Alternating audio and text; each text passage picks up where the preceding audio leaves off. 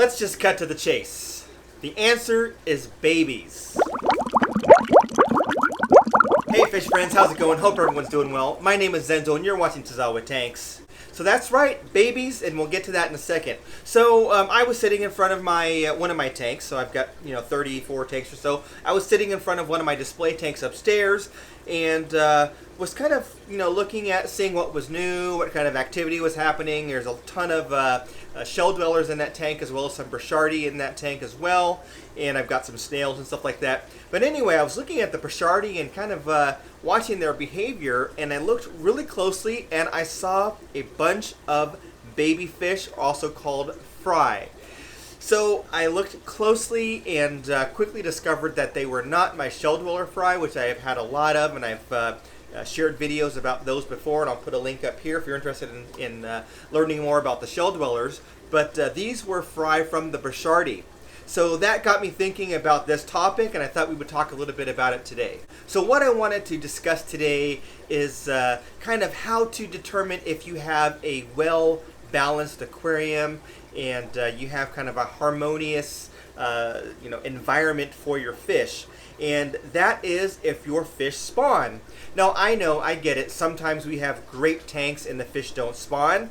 Like these guys don't spawn just because those particular fish just don't mesh, or maybe one of them is sterile, or sometimes you might have a different ratio where you have too many males, like in the African cichlid display tank as an example, where you don't have any females in there. Obviously they're not going to spawn if it's all males, or it just might be where you have a certain type of fish that doesn't breed or spawn in captivity.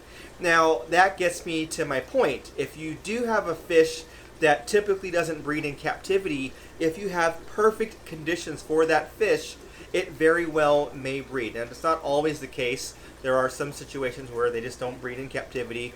But if you do have optimal conditions for your fish, you are almost for certain to have some type of spawning activity.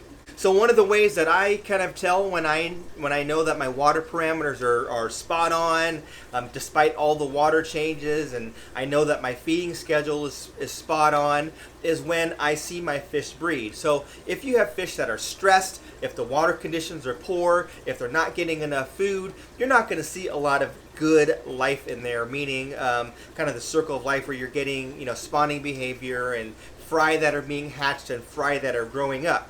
So in all of my display tanks, I have been successful in having fish spawn, sometimes on purpose and sometimes not on purpose, the actual opposite, like the whole debacle that I had with my my Malawi tank, where I had some of my I had some fry behind the background. I'll put a link up here and talk about how, and you can see what happened in that with that situation. But anyway, I have had all of my display tanks after they've been established have some type of spawning activity and fry being hatched or born in those tanks, and those fry growing up to where they can survive. So let's kind of cut here, and we'll go upstairs. I'll show you the Brochardi tank, and well, it's not my Brochardi tank, it's my lake tank, Ganikan tank, but I'll show you the Brochardi fry. If you follow me on Instagram, and I'll put a link down, not a link, but a little thing down here that talks about my Instagram. But if you follow me on Instagram, you might have seen them already, because I did post a video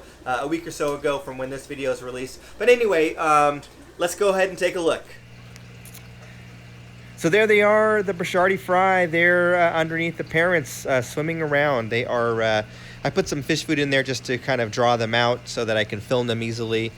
So there's some kind of crushed up flake food that you can see floating around. But they are very tiny, much smaller than the shell dweller fry that I do see out and about. Usually because the shell dweller fry will stay inside the shells, and these fish do not stay in the shells, but they do kind of hide in some of the crevices of this 3D background. This is a 3D background that I actually made out of foam and concrete, and there's some little crevices that they hide in. But anyway, I was really surprised to see them, really happy to see them.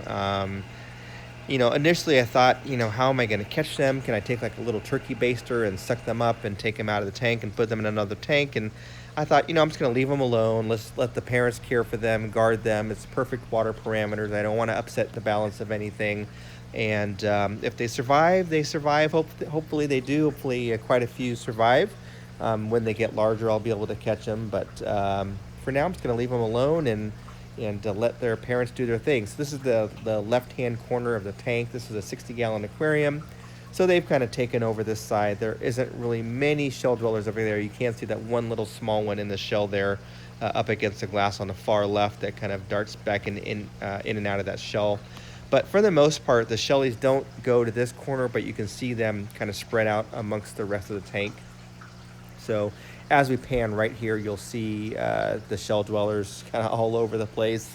And there's some more Burchardi as well in this tank. There's some up top, kind of higher up in this tank. But the shell dwellers, they're super healthy. These are the Neolamprologus multifasciatus. And there you can see some of their activity. There's some fry there. They are continually digging mounds and moving their shells around. At one point, all the substrate was flat, and all the shells were, nicely laid out. But they decided to make it their own way. They buried some shells and moved them around. So I just kind of gave up and let them do their own thing. But anyway, this is kind of a really fun tank because it's not exactly a biotope, but it kind of resembles one to me. Kind of a small little section of Lake Tanganyika where you have a little bit of kind of a slice of life here where you can see some different activity that you might not see in other tanks. And it's large enough to where you can have a couple of different species and they're doing their own thing. So there are a lot of shellies in this tank. I have caught quite a bit over the last couple of months to sell. I've actually caught about 24 of the adults and sold them at auction and people coming over from the fish club. But yeah, they just keep spawning and breeding, and now the Burchardi as well. So we will see how it goes. I will probably film some updates in the coming weeks as they get larger, and hopefully they survive, and I'm just going to enjoy them.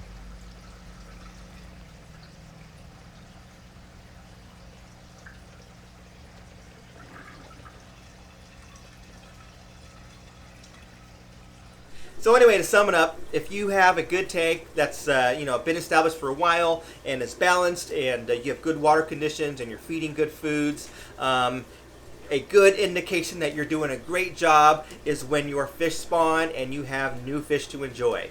Hope you enjoyed this video. If you like it, give it a thumbs up. I also love reading your comments down below. Thanks for watching. We'll catch you on the next one.